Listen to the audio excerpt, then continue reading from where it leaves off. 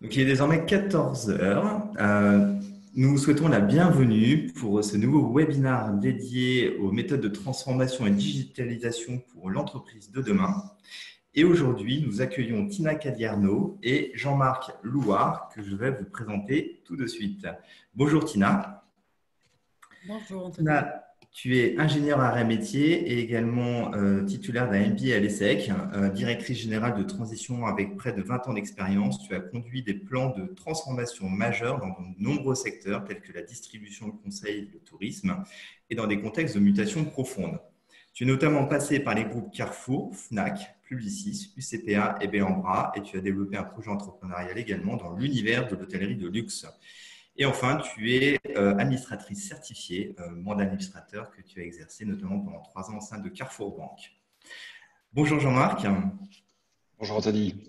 Donc Jean-Marc, tu as construit près de 20 ans d'expérience dans le conseil en direction générale, notamment chez Boston Consulting Group, McKinsey comme consultant indépendant. Tu as aussi dirigé des équipes opérations dans des entreprises comme Carrefour et Swisscom pendant une quinzaine d'années et plus récemment comme dirigeant par intérim en France et aussi à l'international.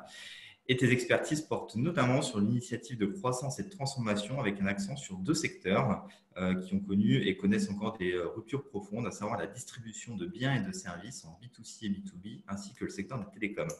Titulaire d'un MBA de l'INSEAD à Fontainebleau, tu es également diplômé du Master of Business Engineering en finance de l'école Solvay à Bruxelles et coach HEC Paris. Et enfin, tu es professeur à temps partiel à Centrale Supélec. Bienvenue à tous les deux. Ravi de vous avoir à nos côtés aujourd'hui pour ce webinaire. Petite introduction sur cette cellule Chief Covid Officer qui est notamment issue de notre vécu pendant la période de confinement où aux côtés de nos clients, on a compris qu'ils avaient des difficultés notamment à œuvrer dans le pilotage opérationnel de la crise avec les membres du comité de direction et aussi cette difficulté de se projeter en parallèle et engager le comité de direction dans des phases de transformation. Donc, c'est un sujet qui nous a préoccupés et AD Conseil ayant accompagné aussi sa transformation dans un environnement traditionnel qui est le management de transition en créant un réseau de plateformes communautaires en ligne. Ces transformations nous ont amené toujours à garder de l'agilité. Et la cellule Chief Code Officer est née également de cette agilité en partant en fait de ce constat client pour décrire un descriptif de poste autour d'une mission type, celle du Chief Code Officer. Et c'est ensuite donc une série d'entretiens et de sélections que nous avons menés pour retenir une quinzaine de Chief Code Officer, certains étant encore en mission, d'autres disponibles pour accompagner des clients. Aujourd'hui, on va travailler et on va présenter donc, avec vous les impacts de la crise du Covid sur les projets, les transformations également post-Covid dans un deuxième temps et enfin, l'entreprise de demain est-elle agile ou en tout cas le sera-t-elle? Je voudrais rebondir également sur l'intervention de Christine Lagarde samedi dernier lors des rencontres économiques d'Aix en Seine. Donc Christine Lagarde, présidente de la Banque centrale européenne. Et vous partagez avec vous en fait les thématiques qu'elle a abordées, et notamment celle de la transformation. Et ce qu'elle a dit, c'est que la crise va changer profondément l'économie mondiale vers plus d'écologie, de numérisation et dans les modes de travail. Et l'Europe est en excellente position pour ça. La crise va aussi apporter une accélération des transformations qui étaient déjà latentes dans nos économies. En fabrication, en travail, en commerce, ce que nous venons de vivre va accélérer ces transformations et va entraîner probablement une évolution vers un mode de vie plus soutenable et plus écologique. Et enfin, concernant le télétravail, il va transformer le mode de fonctionnement de l'ensemble des salariés et l'accélération de la numérisation dans les services ou l'automatisation dans les industries. Donc, je trouve que c'était une bonne introduction puisque les concepts sont là, la donne est partagée. Maintenant, comment faire? Et on va tout de suite démarrer avec Tina et Jean-Marc autour de cette thématique. Je vous invite également, chers participants, à poser vos questions à travers du fil de discussion qui est à votre disposition. Et nous avons également mis en place un sondage autour de 3 questions qui sont également accessibles sur le bouton sondage, qui portent sur les transformations dans les entreprises, telles que vous avez pu les vivre aussi de votre côté. Et on regardera donc les résultats à l'issue de cette présentation. Donc, on démarre tout de suite sur les impacts de la crise Covid sur les projets. Première question pour Jean-Marc. Comment continuer les transformations dans les entreprises et quel sens pour toi donner à ces transformations? Je pense que déjà, un premier point à mettre en avant, c'est que l'impact de la crise sur les projets a été très différent suivant les secteurs.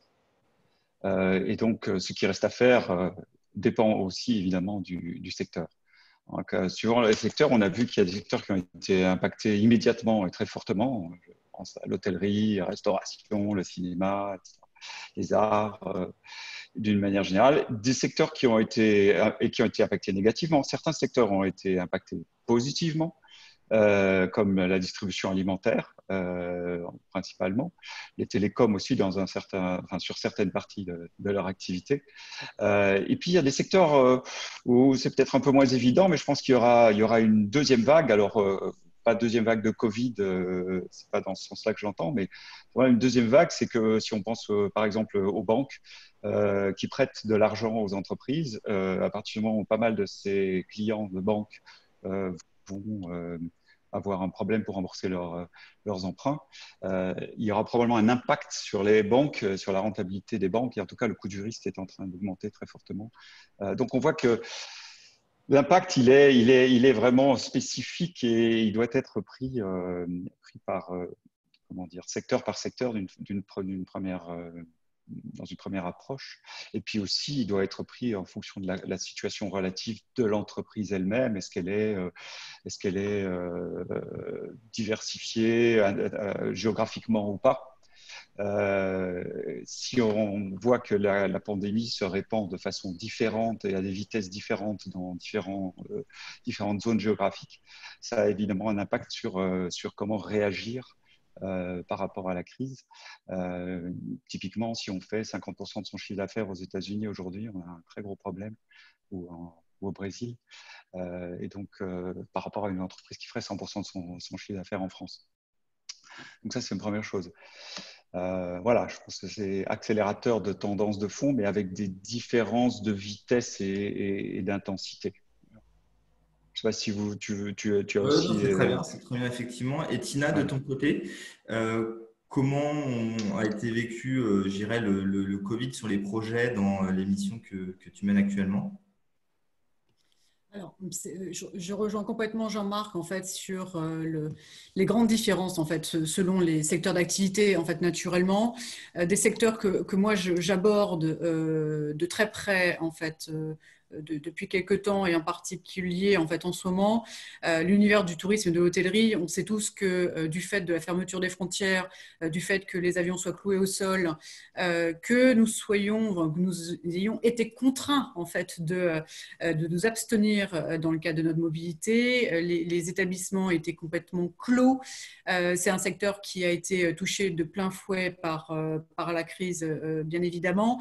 Et de facto, l'équation économique est naturellement très, très complexe. Néanmoins, ce n'est pas parce que les établissements étaient fermés que pour autant tout s'est complètement en fait, arrêté, puisque bon nombre d'établissements en, fait, en ont profité pour justement revisiter des sujets, en tout cas des thématiques sur lesquelles ils n'étaient pas forcément extrêmement performants. J'entends la digitalisation, par exemple, des moyens des distributions et des moyens de communication. C'est complètement vrai, hein, en fait, pour l'univers des hôteliers, mais pas que. Hein, c'est également vrai pour l'univers du loisir, de manière un peu plus holistique.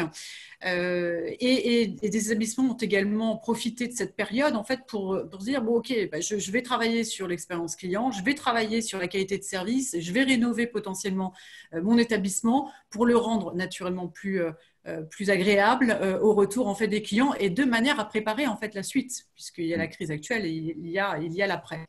Donc ça, c'est le focus, je dirais, tourisme, hôtellerie. Et Jean-Marc, tu évoquais la dimension géographique. Si je reprends l'hôtellerie, si vous accueillez bon nombre de clients américains, forcément, vous n'en avez plus aucun en fait en 2020. Hein, ça, c'est plié. Maintenant, comment continuer malgré tout, dans le cadre d'une reprise, à réaliser un tant soit peu un chiffre d'affaires, à dégager un peu de rentabilité pour pouvoir en fait survivre. Donc, il y a un vrai sujet de pivot également en termes de stratégie de marché, de clientèle et naturellement, les projets qui ont découlé de cette, on va dire, de cet effet de levier de la période, en fait, a permis probablement de revisiter la cartographie des projets, des initiatives. Ouais.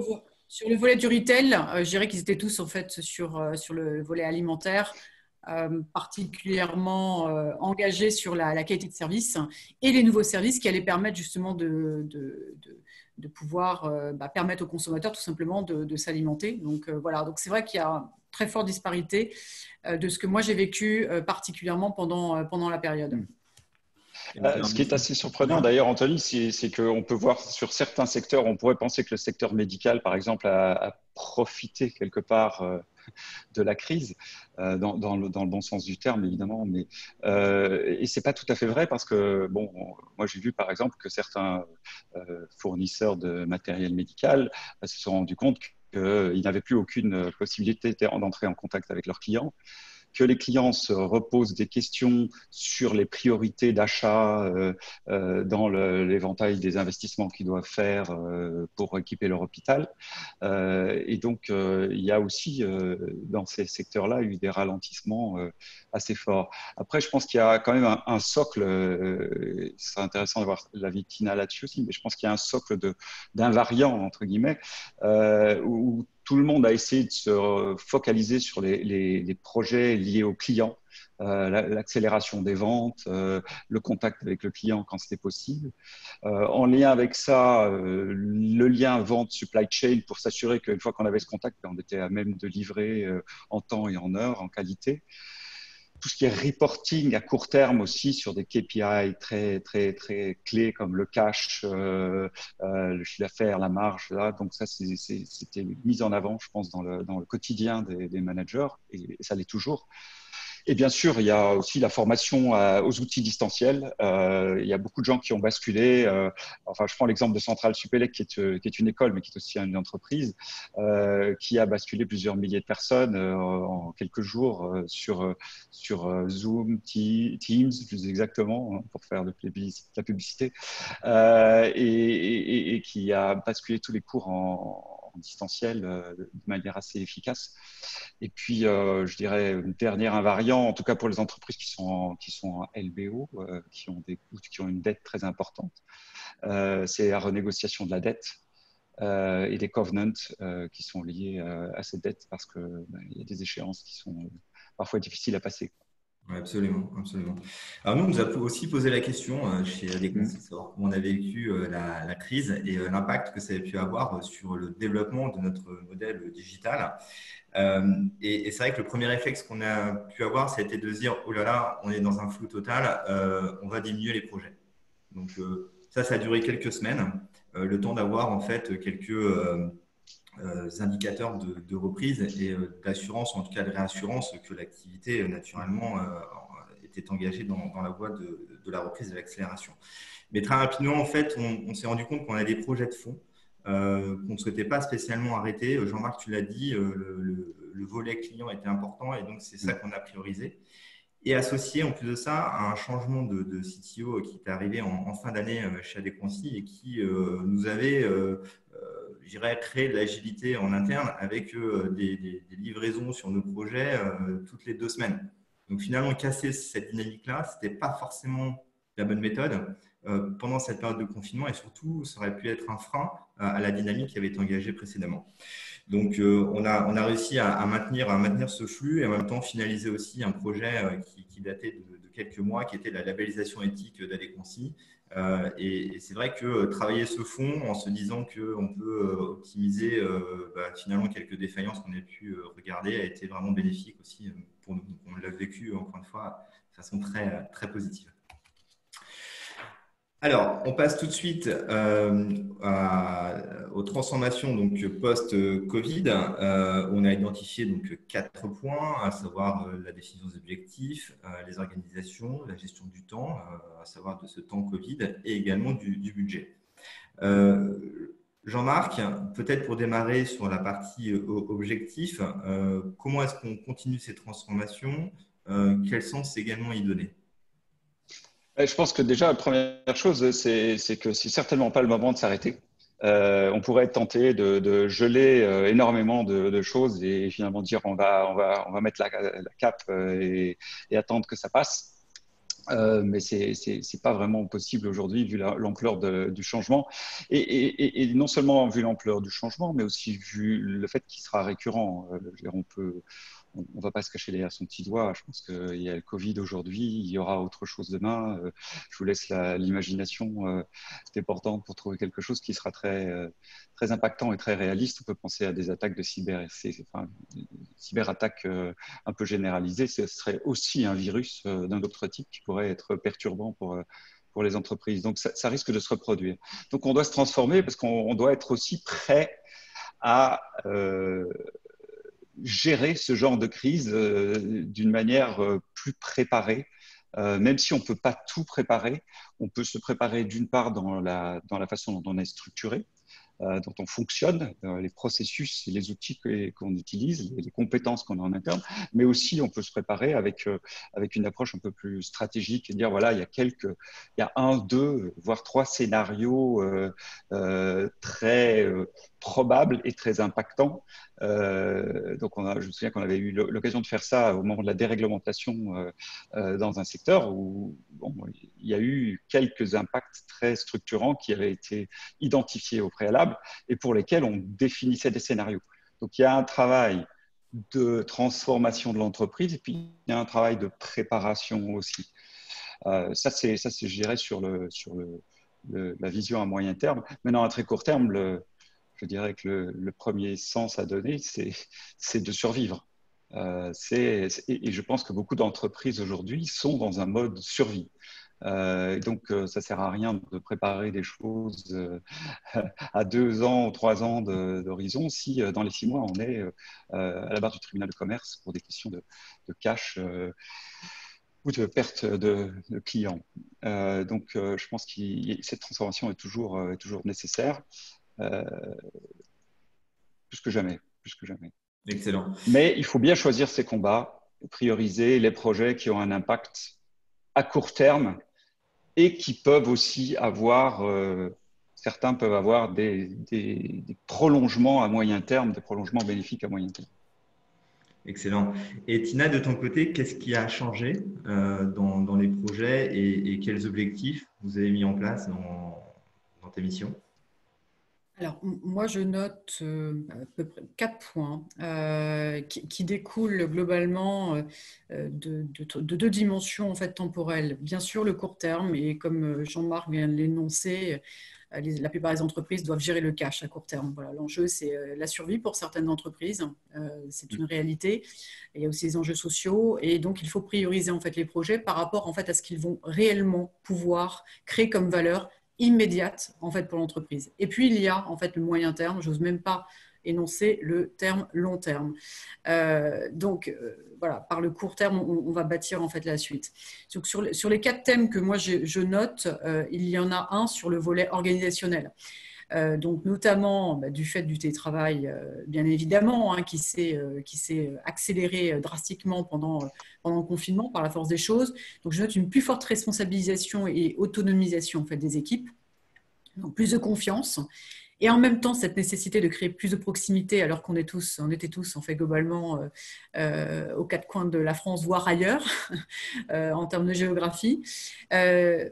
Un axe aussi sur l'horizontalisation donc des organisations versus en fait des organisations très hiérarchisées encore en fait aujourd'hui, surtout dans les grosses organisations.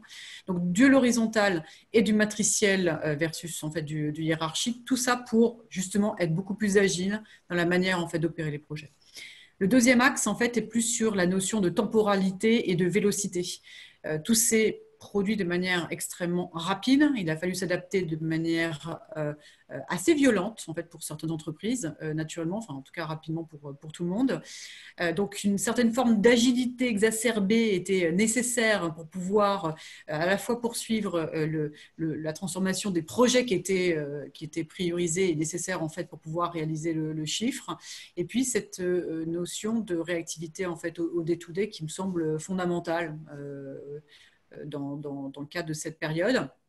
Naturellement, cela rejoint un troisième point autour des process et des méthodes. Moi, j'ai noté une très, très nette simplification des méthodes de travail et des process. Merci au télétravail, peut-être. En tout cas, au fait que les réunions se passent à distance. Ça a, je pense, en fait, vraiment profondément changé la manière en fait, d'adresser en fait, les sujets et à la recherche beaucoup plus d'efficacité immédiate. De mon point de vue, c'est rare quand on fait des séances de travail en visio qui durent plus de 2 heures. Enfin, moi, ça ne m'est pas encore arrivé, mais ça viendra peut-être. Et puis enfin, sur le volet de la roadmap en tant que telle, donc la feuille de route de transformation, je note un plus grand pragmatisme dans le choix en fait, des projets parce que nécessairement, il faut être beaucoup plus centré sur le client, délivrer en fait, du service en fait, au client pour que cela permette de dégager à minima du chiffre en fait. Hein. C'est quand même le nerf de la guerre. Donc il y a ce fameux pilotage du court et du moyen terme qui cohabitent et qui nécessairement suppose plus d'itérativité et d'agilité dans la manière en fait, d'adresser les projets. Absolument. Et si on regarde un peu le climat économique et social qui est assez lourd et pesant dans les organisations, pour toi, comment on engage nos équipes pour continuer à avancer sur ces projets? Alors pour moi, il y a plusieurs points. Je les qualifierais de facteurs clés de succès et par expérience, les points que je vais vous énoncer le sont. Le premier, en top line, c'est vraiment l'implication et top management. Donc, le top management qui doit donner le cap, qui encourage, qui rend compte auprès des équipes. C'est important hein, de donner de la visibilité sur ce qui se passe en fait, pour l'entreprise, au sein de l'entreprise naturellement. Donc, il faut communiquer, partager les informations, être plus dans cette logique de transparence. Certes, ce n'est pas simple en fonction de l'actionnariat naturellement et du mode de fonctionnement de l'entreprise, mais en tout cas, ça facilite grandement la collaboration en fait en interne. Valoriser, encourager, c'est fondamental, hein, ça fait partie du management. Féliciter même les petites victoires, hein, la somme petite victoire en fait font de grandes victoires, mais je pense qu'aujourd'hui on parle de cela quand même. Le deuxième axe, c'est plutôt sur la partie des outils collaboratifs qu'on a tous globalement appris à utiliser à l'échelle industrielle du jour au lendemain. Donc là aussi, c'est un moyen extrêmement important pour pouvoir continuer à embarquer en fait, les équipes. Et puis je pense qu'on va aller vers une hybridation, on va dire durable, on va dire des organisations et des modes de collaboration. On ne sera pas à 2% de télétravail post-Covid, j'en doute, hein, même si c'est difficile de faire les projections. Je pense que le télétravail a aussi permis en fait, d'engager une certaine forme de révolution en fait, dans la manière de nous organiser et puis de collaborer en fait, ensemble. La dimension géographique aujourd'hui est assez relative, vous voyez, donc, quand on peut faire les réunions à distance. Donc voilà, puis il y a un point aussi sur la gouvernance. On parle d'impliquer le top management, mais c'est aussi en fait, les actionnaires. Les conseils d'administration pour apporter plus de clarté en fait, sur ce qui se passe et sur le cap à suivre pour les prochaines semaines et prochains mois. Exactement. Merci beaucoup, Tina. Jean-Marc, on est passé dans un temps. Je pense que sur… Oui, je t'en prie. Oui. Non, je pensais sur le télétravail, en fait, on a quand même aussi des différences sur 2 axes. D'abord, on a une différence sur l'axe managérial employé. Enfin, on a fait un sondage chez un des clients. On a interrogé les employés et je pense que c'était alors, 90% en France, plus de 90% des employés voulaient au moins 2 jours si pas 3 jours de télétravail par semaine. management est parfois un petit peu plus réservé sur cette intensité, avec des arguments qui sont tout à fait audibles sur la créativité et la construction d'un esprit de groupe à travers le présentiel. Et puis sur l'autre axe, c'est sur l'axe géographique. En fait, on a vu une très grosse différence. C'était intéressant. D'ailleurs, en France, plus de 90%. Par contre, quand on allait dans certains pays plutôt, on va dire, en voie de développement, pays beaucoup moins riches que la France, on arrivait à peine 50%. Parce que simplement, là, dans ces pays-là, les employés, qui ne sont pas tous des riches expats, n'ont pas l'infrastructure chez eux pour télétravailler. Et donc, le plébiscite n'était pas du tout le même. Et donc, je pense que quand, encore une fois, on est une entreprise internationale, on est obligé de tenir compte de ces différences géographiques et culturelles, économiques d'ailleurs, quelque part, pour définir quelle est la charte du télétravail dans l'entreprise X, Y, Z. Absolument. Et donc, Jean-Marc, une question pour toi. On est passé dans un temps qu'on va appeler Covid, donc, qui amène fortement des contraintes. Comment, on va dire, on va gérer nos projets, on va peut-être les reprioriser dans ce laps de temps, et puis les bonnes pratiques, en l'occurrence, de par ton expérience. Ouais, c'est très simplement, hein, c'est ce qui est ressorti, hein, cash is king, hein, comme on dit. Donc, c'est tout ce qui génère du cash et tout ce qui n'en consomme pas permet d'en économiser, a été priorisé et est toujours priorisé. Donc, je pense évidemment en génération de marge, je pense réduction de coûts. Ça peut aussi être mobilisation de cash. Hein. On a mis en place des solutions de factoring qui étaient prévues, mais avec des temps, des délais beaucoup plus longs. On les a mises en place très, très rapidement parce que ça permet une génération de cash plus intéressante à court terme pour l'entreprise. Certaines externalisations aussi qui pouvaient être utiles. Donc, vraiment du cash, ça c'est le premier type de priorité. Deuxième priorité, c'est mesurable parce que sinon on arrive vite à des choses un petit peu qualitatives, un peu café du commerce. Oui, ça va augmenter les ventes, oui, ça va réduire significativement les coûts. Et là, on est rentré dans des choses beaucoup plus dures. On dit, bon, de combien est-ce que ça va augmenter les ventes? De combien est-ce qu'on va réduire les coûts? Ça, c'est devenu très, très, très important. Et puis d'embarquer aussi, autre priorité, c'est d'embarquer les équipes. C'est de dire, bon, vous êtes en distanciel, mais il faut comme disait Tina, il faut qu'on rapproche, qu'on augmente la fréquence de contact, qu'on facilite le travail du management, même du middle management, qui n'a pas toujours l'habitude de gérer à distance. Donc, embarquer les équipes, les mettre dans des projets, des modes projets un peu spécifiques à la situation. Et communiquer et expliquer les enjeux. Et les gens sont très, très matures là-dessus. Ils ont vite compris quelles sont les priorités et ce qu'il y a lieu de faire, quoi. Mais voilà, je pense que ça, c'est les points prioritaires. Bonne pratique, Tina en a mentionné, hein, c'est travailler sur des cycles courts, fail fast, comme on dit, essayer des choses. Ça réussit, on continue, ça rate, on arrête.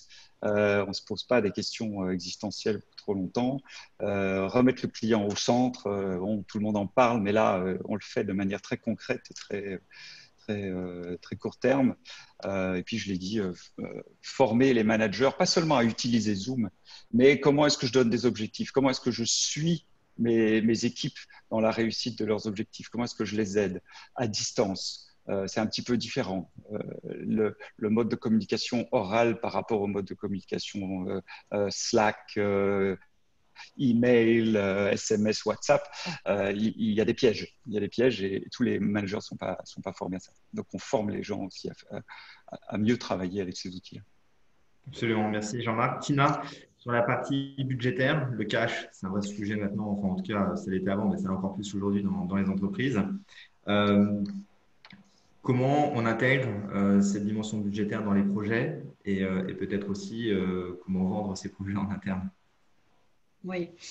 Alors, pour vendre naturellement des projets en fait en interne et surtout auprès de sa direction générale, hein, et de facto probablement au niveau de la gouvernance, Jean-Marc a évoqué, a quasiment tout dit, c'est qu'on est sur des enjeux de priorisation, en fait, sur le focus client, en tout cas tout ce qui va être tourné vers le client et qui va lui permettre en fait, d'accéder aux produits et ou aux services dont il a besoin. Donc, ces projets-là ayant pour impact en fait, de pouvoir générer, on va dire, une certaine forme de performance quali-quanti quasi immédiate. Je dis quasi parce que c'est toujours délicat de générer du cash immédiat en fait, sur le développement de projets. Quoique, si on prend le développement en fait, du drive piéton pour certaines enseignes, on voit bien que dès lors où en fait, on appuie sur le bouton, on met en exploitation, en fait, oui, on a du chiffre qui rentre. Après, il faut que ça dégage de la marge, naturellement. C'est un autre point. Donc, de mon point de vue, on a vraiment ces enjeux de priorisation et de focus en fait, sur ce qui va aider le business à pouvoir se réaliser à très court terme. Ces projets pouvant réaliser une certaine forme de revenus peuvent financer en fait, les projets futurs, donc peuvent financer les projets en fait, de la roadmap à venir. Donc, c'est cette réconciliation entre la gestion du court et du moyen terme en fait, aussi. Raccrocher cela, donc bien entendu, à la vision et aux objectifs en fait, de l'entreprise. Pour certaines entreprises ont complètement revisité leur trajectoire en profondeur, les objectifs, la nature des objectifs. Donc je pense que la feuille de route aujourd'hui, celle en tout cas qu'on doit développer, en tout cas celles sur lesquelles moi je travaille, ne sont pas tout à fait comparables à celles d'avant. Ou en tout cas, on a peut-être des projets, comme le soulignait d'ailleurs Jean-Marc, qui étaient postponés à 3, à 6, 9, 12 mois, voire un peu plus, et qui aujourd'hui en fait sont redevenus une priorité, et d'autres qui étaient prioritaires et qu'on a en fait reporté. Donc c'est ça aussi, je pense, en fait, la clé aujourd'hui d'une transformation qui fonctionne, c'est cette capacité à se mouvoir en fait dans cette notion de temporalité et de pouvoir adapter les sujets, les projets en fonction de ce qui compte réellement pour l'entreprise, pour servir ses clients, mais aussi pour servir l'interne. Je crois beaucoup dans cette notion de symétrie des méthodes et des attentions. En général, Jean-Marc, tu l'évoquais tout à l'heure, les outils collaboratifs, ça s'est énormément développé, etc. Oui, il a fallu former, il a fallu mettre en place les outils, il a fallu aussi former les collaborateurs potentiellement. C'est comme lorsqu'on lance de nouveaux services auprès du client, il faut accompagner en fait tout cela. Donc je pense assez fortement qu'il faut pouvoir développer ce type d'approche. Et puis, dans mes expériences, un des moyens qui, de mon point de vue, est utile en fait pour prioriser et faire passer des projets. J'ai eu monté des comités d'investissement dans différentes structures que j'ai accompagnées, donc avec représentant de la direction financière, direction générale, direction de métier, IT naturellement, etc.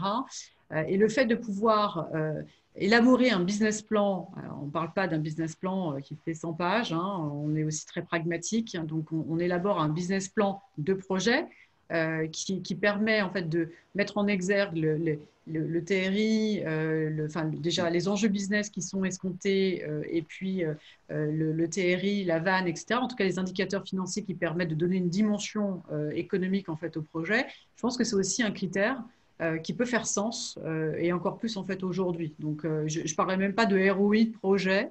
On cherche tous un ROI en fait à chaque projet, à chaque ligne de projet.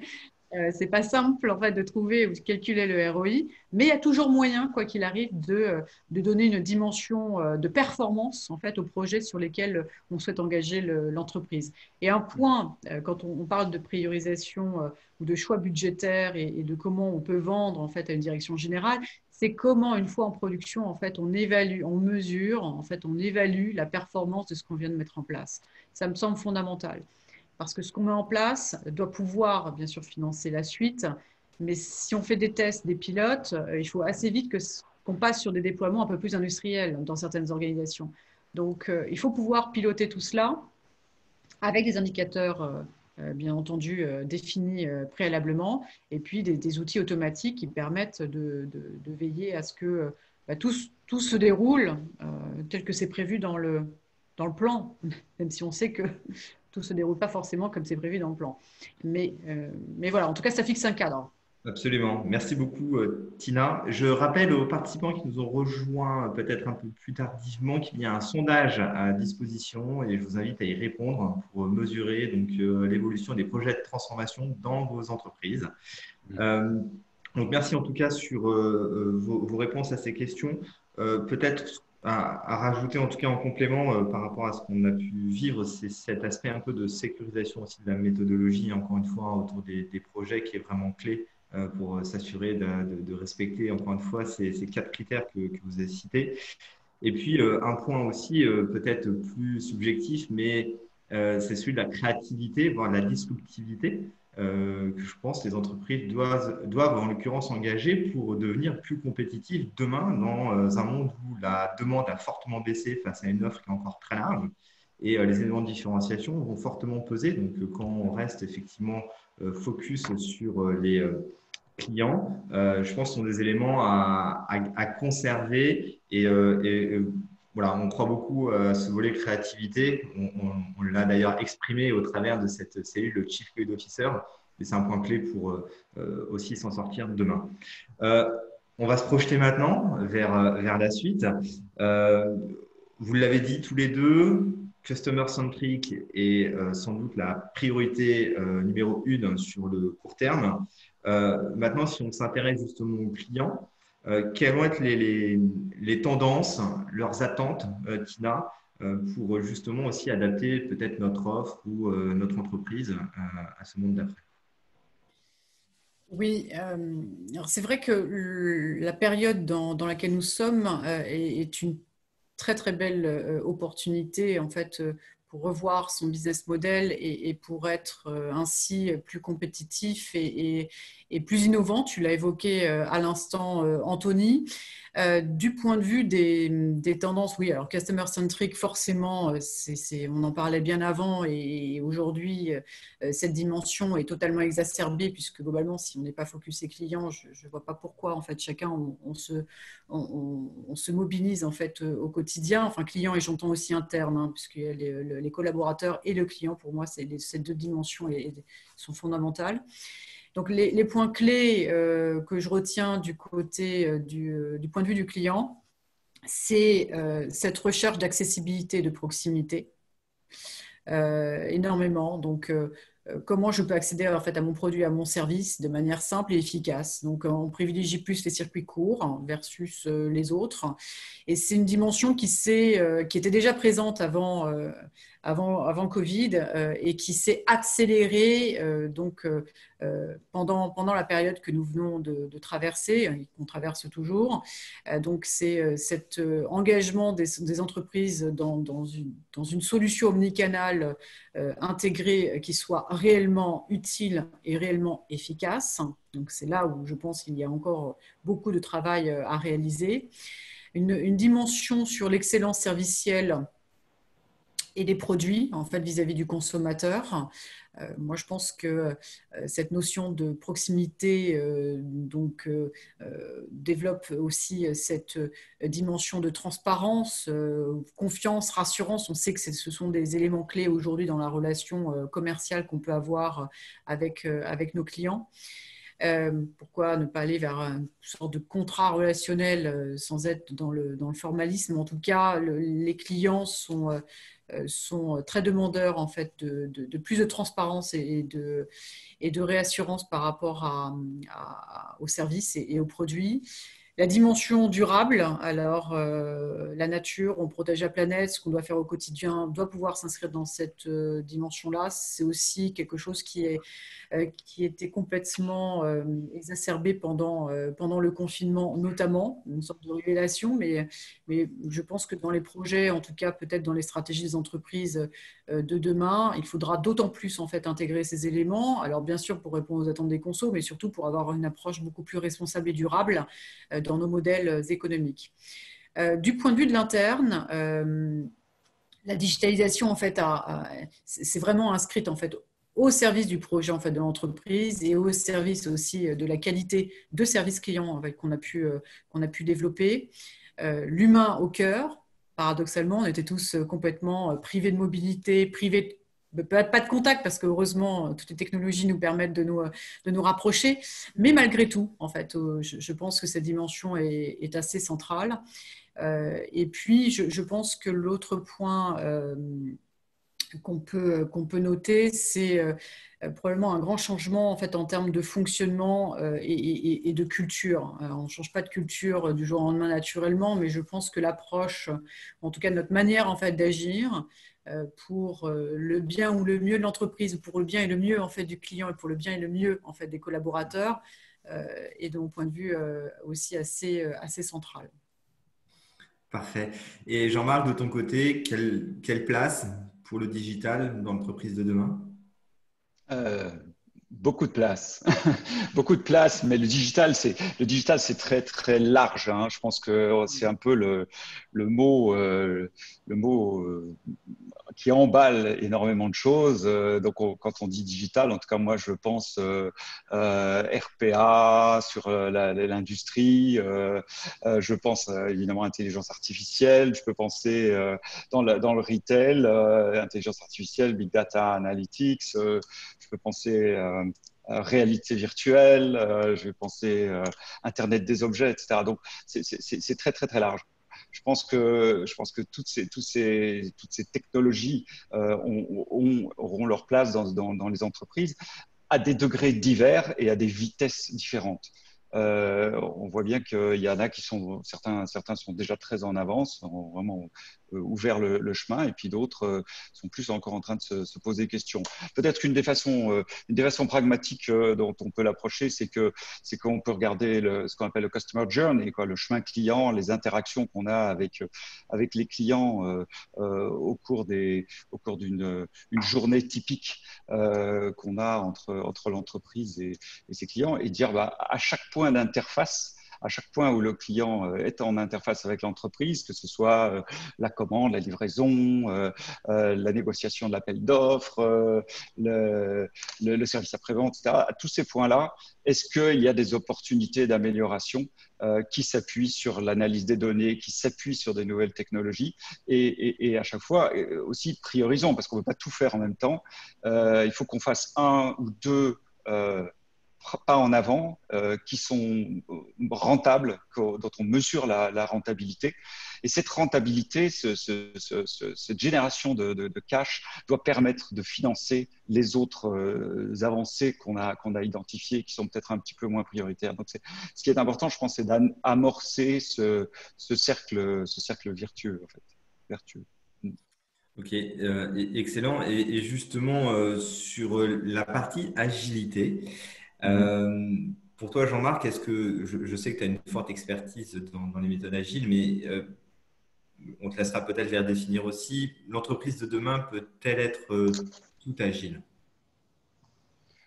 Écoute, ce qu'on appelle agile à l'échelle. En fait, je pense qu'il faut déjà faire la différence entre l'agile qui est à l'origine la méthode de développement informatique qui est vraiment spécifique au développement, et puis ce qu'on a appelé après l'agile à l'échelle, qui est l'application du cadre de référentiel agile à travers toute l'organisation.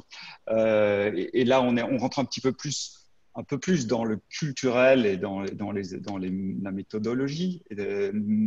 C'est pas comme un développement informatique. Et sur cette agilité à l'échelle, je pense que dans beaucoup de cas, le livre n'a pas été totalement écrit. Si on essaye de faire du contrôle de gestion agile, parce que dans toute entreprise, il y a du contrôle de gestion. Le contrôle de gestion agile, bon, moi, j'ai pas vu la Bible. Ce que j'ai vu, c'est qu'on co-crée, on se sert de benchmarks externes de certaines entreprises qui ont commencé à travailler dans ces directions sur des budgets agiles, sur des budgets variables, souples.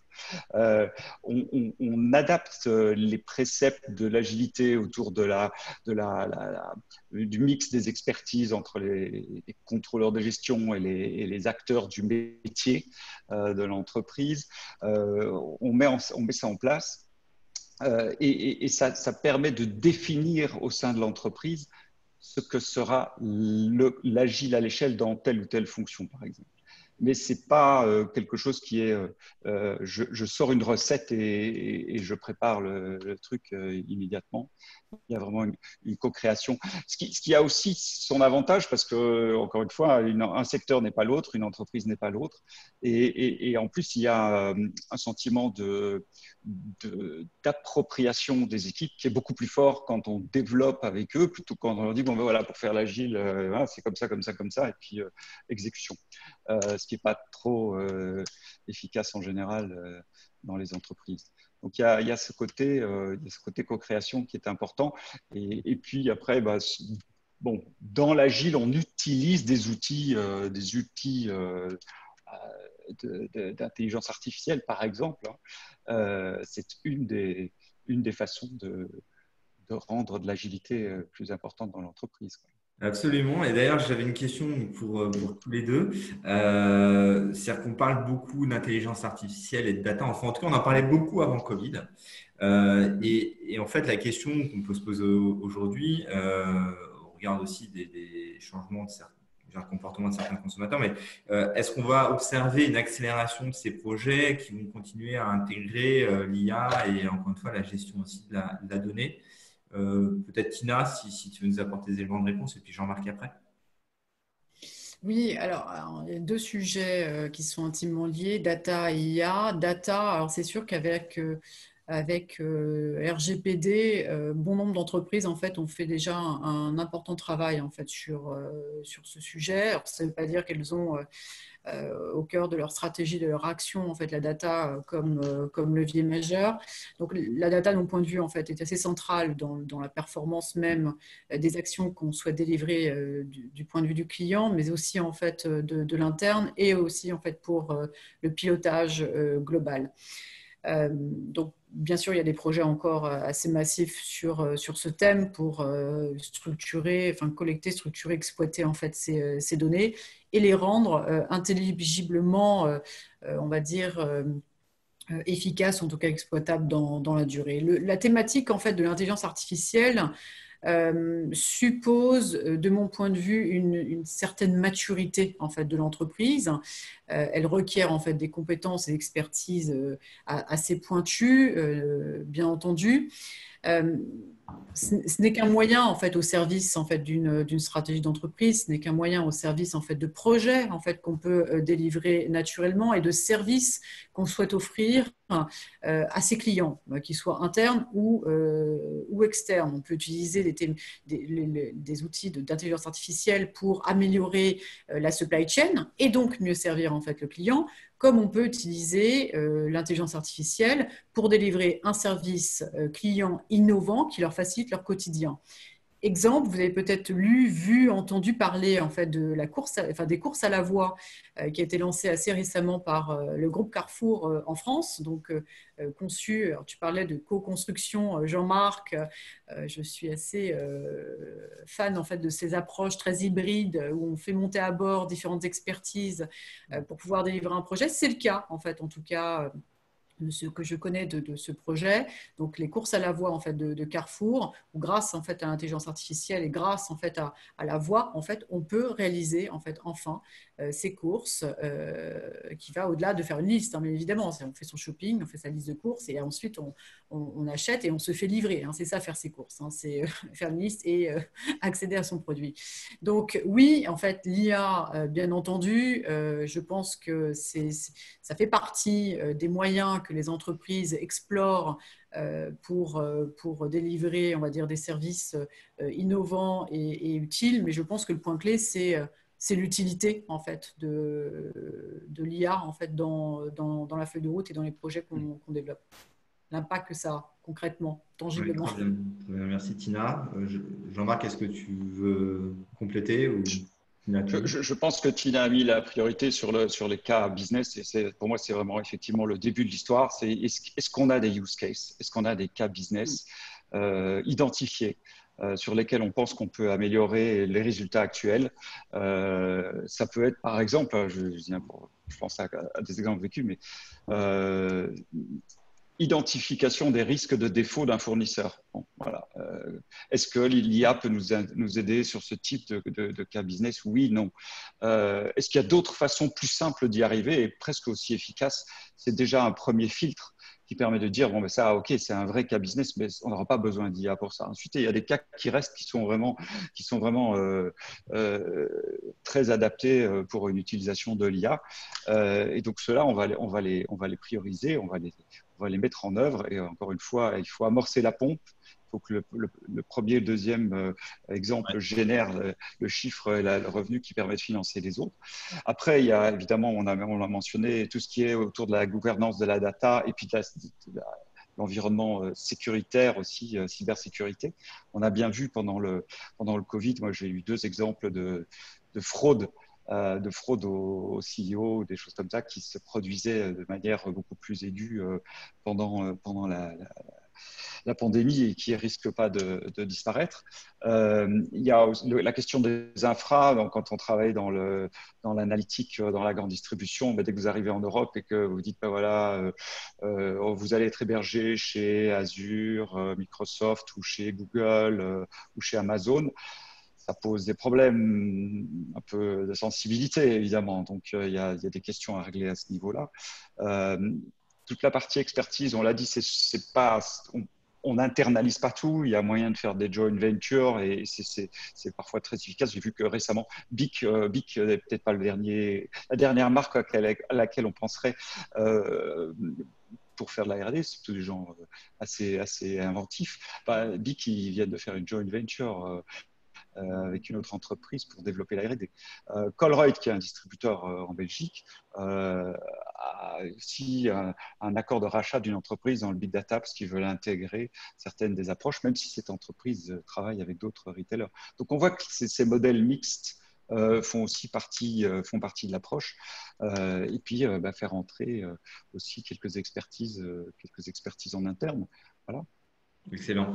Merci beaucoup Jean-Marc et Tina sur ces réponses aux questions. Donc, on déborde un peu sur le temps, mais je le trouve tellement passionnant et en même temps, c'est notre dernier webinaire sur la série du Chief Covid Officer, donc j'ai envie encore de vous entendre. Peut-être justement sur cette fonction de CCO, Jean-Marc, comment tu te définirais? En tout cas, quel vécu, quelle différence par rapport à ton vécu passé en mission et ce rôle de Chief Covid Officer? Je pense que le CCO, le Chief COVID Officer, pour moi, c'est un Chief Transformation Officer avec une date de péremption. On est dans un contexte bien spécifique, mais on voit bien qu'il y a eu un besoin de transformation rapide et imposée. Mais le Chief Transformation Officer, il y en avait déjà avant et il y en aura après. Simplement, on voit que le focus se met plus sur des projets rentables, court terme, pragmatiques, pour passer la vague.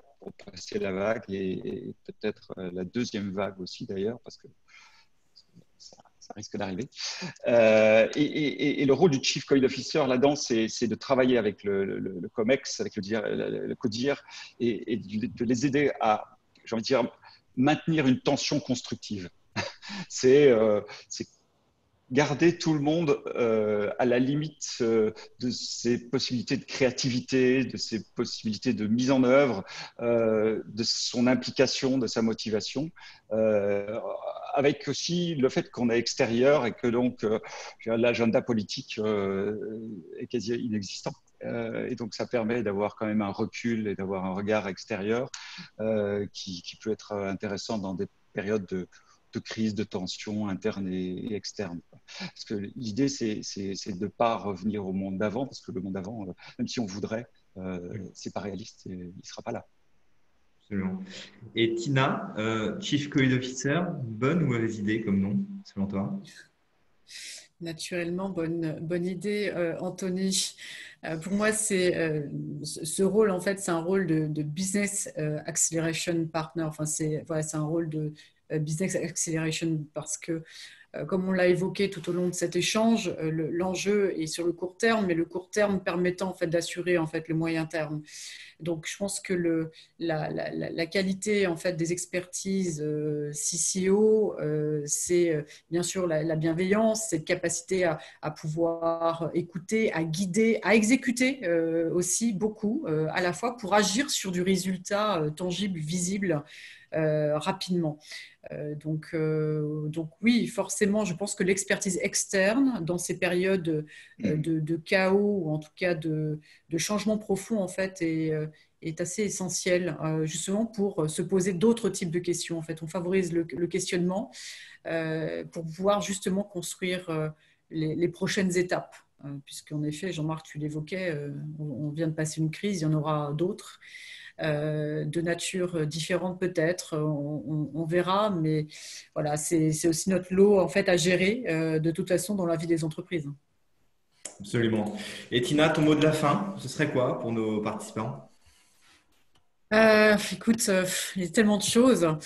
Pour moi, cette crise a profondément changé la société avec un grand S, hein, les entreprises, les administrations, l'ensemble des organisations, quelles que soient les géographies, c'est pas spécifiquement domestique français. Tous les secteurs en fait sont touchés sur des niveaux de granularité qui peuvent être variables. On l'a évoqué au tout début d'échange. Mais comme je l'évoquais aussi tout à l'heure et tu le soulignais, Anthony, c'est que cette crise, aussi violente soit-elle, c'est aussi une formidable opportunité de revoir en fait son business model, de revisiter, de réviser sa vision stratégique, de mettre en perspective la mission et la raison d'être de l'entreprise, de l'organisation, pour fonder le futur modèle business et opérationnel sur toute la chaîne de valeur, ce qui embarque aussi bien entendu l'interne. Pour moi, c'est un véritable enjeu pour réussir les transformations faites à venir, c'est certain, puisque tout est au cœur, l'humain, l'organisation, l'enjeu de développement durable, donc de RSE, d'engagements sociétaux, des excellents serviciels et relationnels à l'égard en fait, du client, mais aussi en fait, à l'égard des collaborateurs, cette notion de proximité, de transparence et de confiance. Bref, bon nombre en fait, de sujets qui, de mon point de vue, rebattent les cartes et nous permettent de nous engager en fait, dans un plan de transformation qui sera d'autant plus pragmatique et utile à court et moyen terme. Absolument. Et Jean-Marc, hein, le même exercice, ton mot de la fin? Moi, je dirais transformer, oui, mais dans quel sens? C'est-à-dire pourquoi transformer? Et là, déjà, quel est l'objectif, quels sont les objectifs stratégiques business qu'on se donne, qui sont prioritaires pour l'entreprise? Est-ce qu'on veut augmenter le revenu par client? Est-ce qu'on veut se développer à l'étranger? Est-ce qu'on veut anticiper des changements réglementaires qui arrivent dans certains secteurs, on voit bien, et qui vont être très impactants? Donc, en fonction de ces objectifs stratégiques, ça va évidemment orienter la transformation. Et après, c'est comment est-ce qu'on la met en œuvre. Moi, j'ai une approche que j'appelle les 5D. Et c'est pas une approche séquentielle parce que justement, il faut éviter d'entrer dans ces modes séquentiels de développement sous-marin de projets, et puis on attend un an pour voir si ça ressort. C'est une approche où il y a beaucoup de phases qui sont en parallèle. C'est définir quelle est notre volonté, notre objectif stratégique.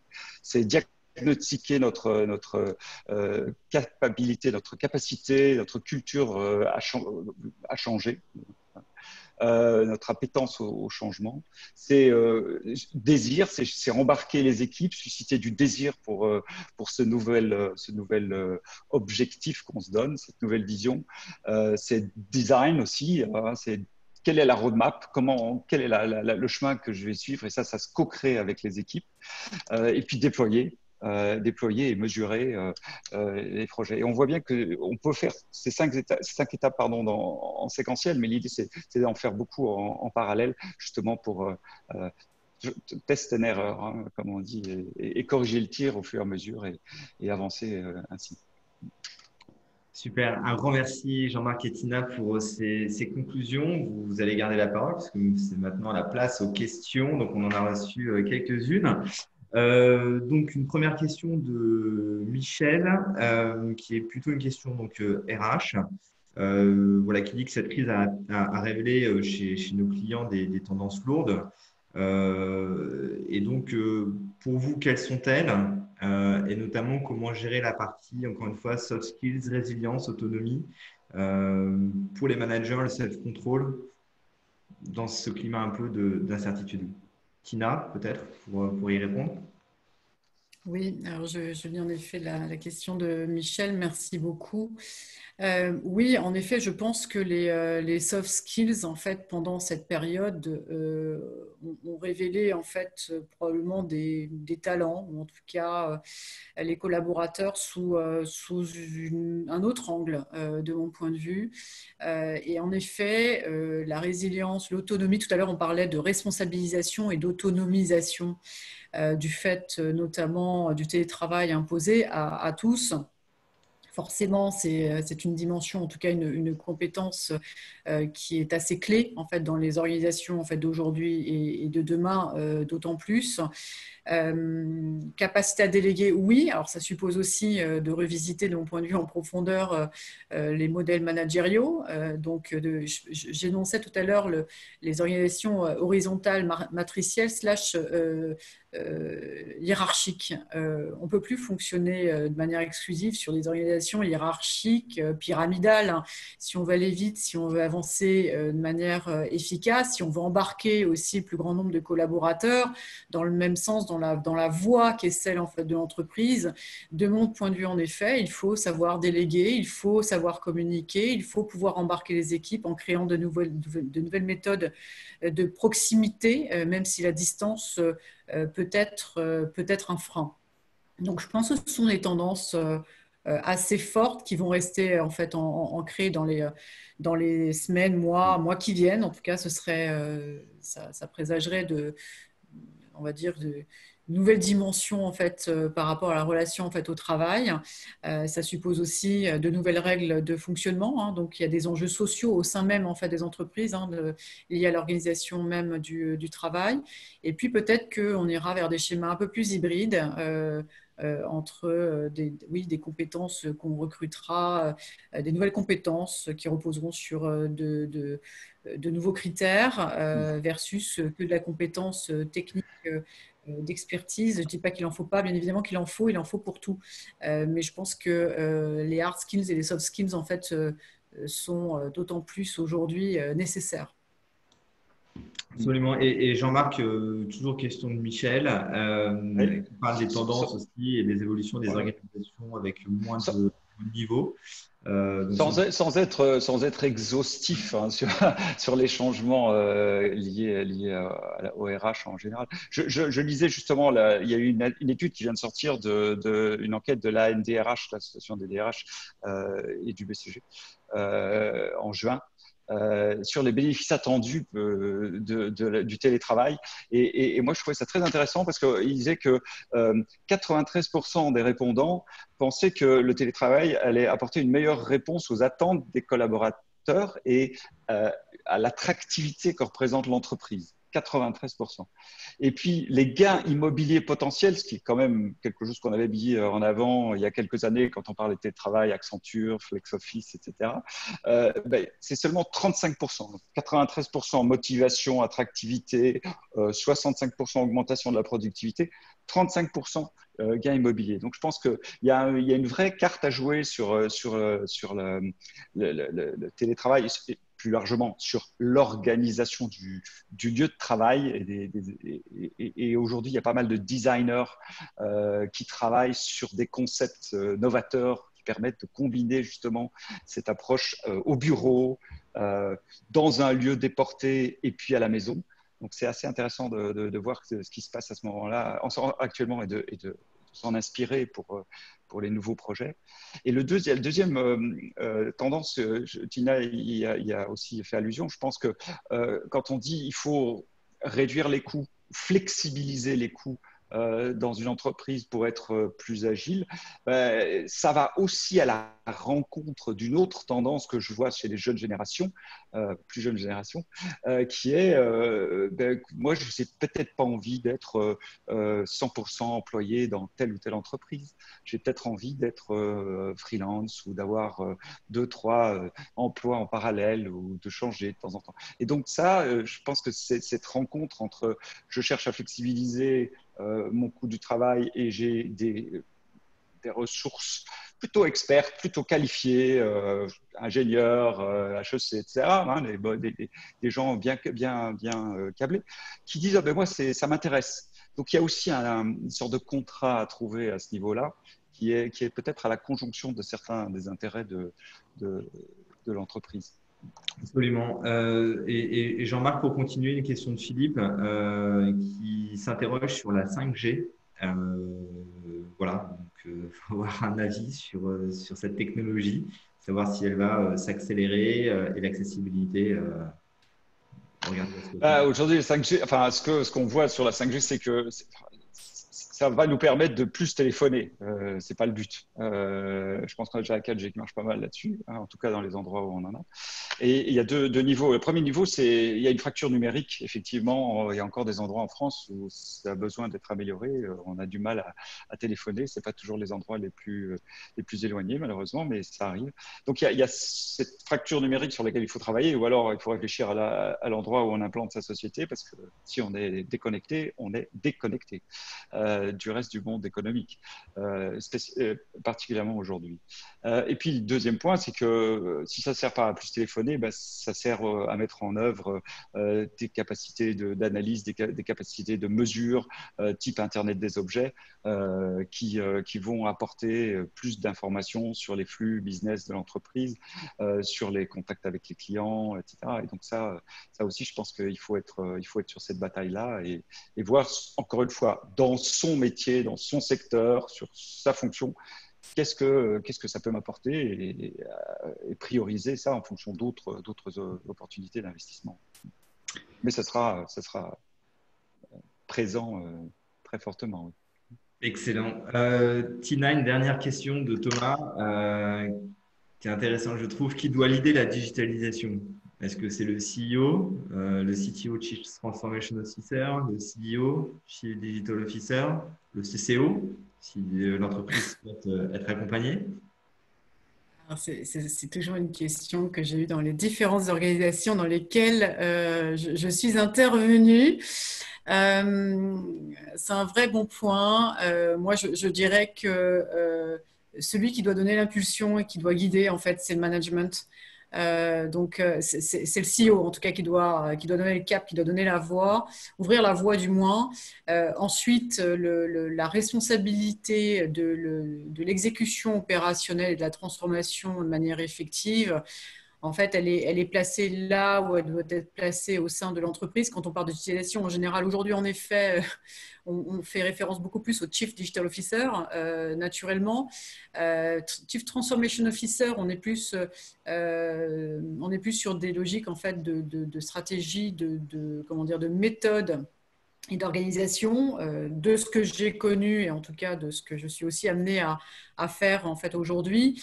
Donc voilà, tout dépend où est placée, j'aurais tendance à dire, l'expertise clé sur ce domaine qui est le digital, en sachant que ça rassemble quand même beaucoup de monde.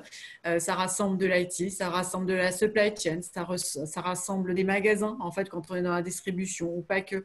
Et ça rassemble en fait du marketing, de la communication. Donc voilà, en fait, je pense que le lead doit être défini bien évidemment en interne, en lien avec la stratégie qui doit être développée par l'entreprise, en lien bien évidemment avec le management et sous l'impulsion du management, ça me semble fondamental. Et puis bien sûr avec les équipes dont c'est l'expertise et le métier, que ce soit interne ou externe d'ailleurs. L'hybridation des organisations pour réussir une transformation, pour l'avoir fait à de nombreuses reprises, c'est un vrai facteur clé de succès pour aller vite et transformer de manière efficace. Super. Je voudrais vous faire réagir donc, au sondage qui était en cours. On avait 3 questions. Donc, comment ont évolué les projets de transformation dans votre entreprise depuis le début de la crise du Covid? On a 29% des répondants qui ont dit qu'il y a eu un arrêt total des projets, 48% pour lesquels ça n'a pas changé et 24% qui disent avoir accéléré les projets. Une réaction par rapport à ces remontées d'informations? Est-ce que c'est plutôt pertinent pour vous de J'espère que voir les que finalement rien 29% n'a qui ont, changé pour une personne sur deux? j'espère que les 29% qui ont arrêté leur projet digital ont suffisamment de cash pour survivre et pouvoir redémarrer et reprendre leur projet dans les mois qui viennent. Hmm.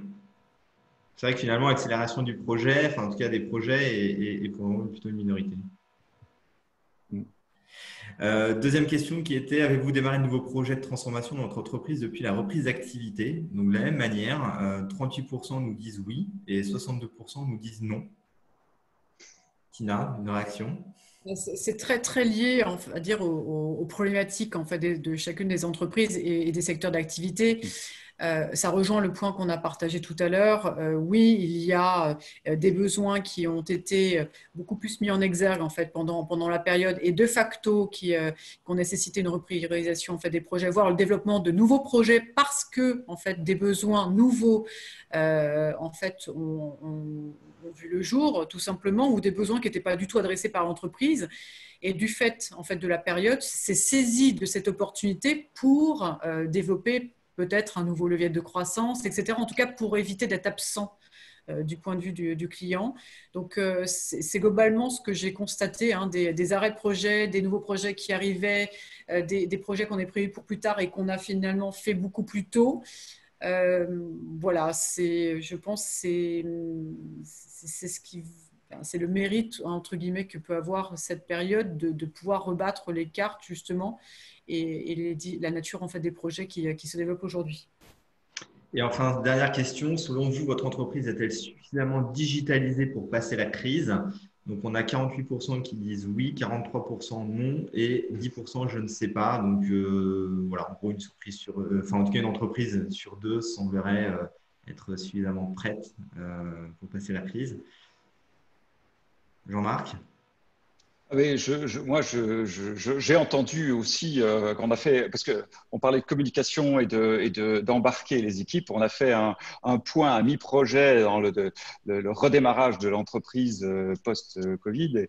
Et le point qu'on a fait à mi-projet, le retour des équipes, c'était évidemment, d'une part, atteignons nos objectifs 2020, hein, c'était le premier point. Deuxième point, c'était continuons l'innovation, digitalisation. Et ça, c'était aussi totalement incontournable. Et puis, le troisième point, c'était ne perdons pas ce qu'on a gagné, c'est-à-dire cette nouvelle autonomie, cette façon de travailler plus réactive, plus rapide, avec moins de processus rigides. Donc, on voit ces trois éléments-là. Et donc, je pense que, pardon, il est l'heure, je pense. Mais, et donc, ça, c'était clairement, la digitalisation était dans les priorités. Absolument. Un grand merci Tina, un grand merci Jean-Marc. Effectivement, on arrive au terme de ce webinaire. On a même débordé d'une petite dizaine de minutes, mais les échanges étaient vraiment très très riches. Donc je vous en remercie. Merci également aux participants. Pour continuer à échanger Merci à tous. ensemble, une adresse community@adequancy.com, c'est O2MUNITY@adequancy.com. Quelques liens également qu'on partage avec vous, autour de la cellule et du dispositif Chief COVID Officer. Donc, vous allez retrouver à travers les liens qui vous seront transmis cette présentation, le lien vers les profils adéquancy de Jean-Marc et Tina. Vous pouvez découvrir encore une fois, explorer la cellule Chief COVID Officer. La presse également, les articles qui ont été rédigés par les journalistes Forbes, Challenge, BFM Stratégie autour de ce qui a créé donc Adequancy. Et puis le descriptif de poste et de mission, qui est téléchargeable et à disposition pour vous qui souhaitez à un moment donné intégrer cette phase de transformation. Présentation de l'Adequancy, donc ici avec quelques données chiffrées. Donc, encore une fois, approche digitale du métier, 6000 membres inscrits répartis par des communautés, donc des plateformes de mise en relation spécialisées par fonction. Il y en a 10 au total qui regroupent l'ensemble des organisations, enfin l'ensemble des fonctions dans les organisations. Et encore une fois, un grand merci Tina, un grand merci Jean-Marc. On se retrouvera donc à la rentrée maintenant, puisqu'on a un petit peu de travail pour les prochaines semaines. À venir, donc un guide, en tout cas un livre blanc autour du Chief COVID Officer, une enquête client qui a été menée depuis fin mars, début avril, qui sera dévoilée également à la rentrée septembre. Et puis, c'est encore une fois, le Chief Code Officer, la cellule, fonctionne en réseau, en co-construction. On a animé 8 groupes de travail sur des thématiques bien précises ou secteurs d'activité, donc qui vont être restitués dans ce livre blanc. Et on pense aussi à un ultime webinaire à la rentrée autour de l'entreprise de demain, parce qu'on s'est rendu compte qu'on avait voilà, beaucoup d'éléments qui ressortaient. Donc, en tout cas, on reste à votre disposition durant tout l'été. Naturellement. Et on vous souhaite, encore une fois, un bel été. À très bientôt. Au revoir, Tina. Au revoir, Jean-Marc. Merci. Au Alors, revoir. merci à Merci à tous. toi, Anthony. Merci, Tina. Au revoir. Merci Jean-Marc. Et voilà. Ah, Jean-Marc Verdi. Bon, je pense qu'on est. Ouais, c'est bon. Tina? Ah, attends. Oui, Ouais, qu'est-ce que tu en as je vais t'appeler. tu m'appelles? Ok.